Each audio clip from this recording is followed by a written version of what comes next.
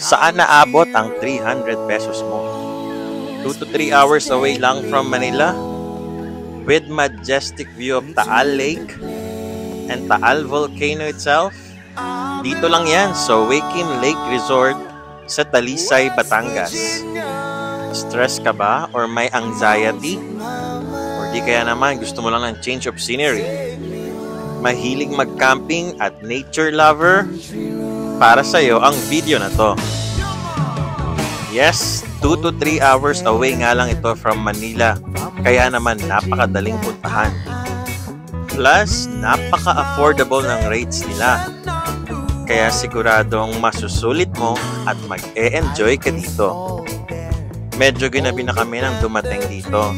And nagwo-worry na talaga kami kung may makuha pa kaming spots. And this was a Sunday night, weekend. Kaya alam naman natin maraming tao pag weekends. Pero, fortunately, nakakuha pa kami ng spots. Sa pagpasok pa lang ng resort, we were greeted by the owner. And maganda yung naging pagtanggap sa amin. Doon pa lang good vibes na kagad. And then inassist na kami ni Ate Padet. Siya yung punong abala sa place na to. So kung gusto nyo magpunta rito, kontakin nyo lang siya. Lalagay ko na lang sa comment section yung kanyang contact number. Mabait yung may-ari and siya pa nga yung nagturo sa amin kung saan magandang spot para magtayo ng tent. Kung napanood nyo yung previous vlog ko, bago to, yung bad camping experience namin sa Cavite, Laguna, kung paano kami na-disappoint sa campsite na yun. Well, pagdating dito sa Wakim Lake Resort, talaga namang napalitan from bad experience to good experience.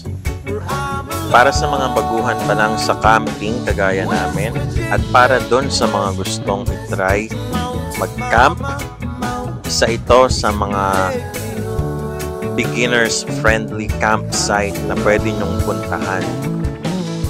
Sa accessibility pa lang ng location, 10 out of 10 na. Wala kayong dadaan ng mga lubak-lubak or maputik. Hindi nyo may experience na mabalahaw. Doon pa lang panalo na kayo. Friendliness pa ng mga staff, ng owner ng campsite, 10 out of 10 din. Pagdating naman sa view, panalong panalo dahil kitang-kita mo ang Taal at ang napakapayapang Taal Lake. Mag-e-enjoy ka din sa mga ibong nang huhuli ng mga isda. Maingay sila sa umaga and minsan nag-aaway sila.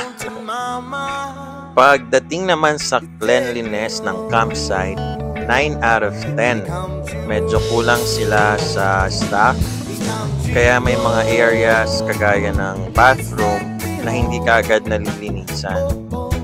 Pero don't worry kasi maganda naman yung kanilang common toilet and bath.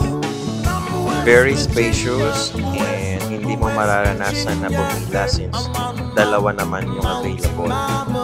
Meron din silang common area kung gusto nyo magluto-luto, mag-prepare ng food, or mag-ihaw, meron din silang area para doon.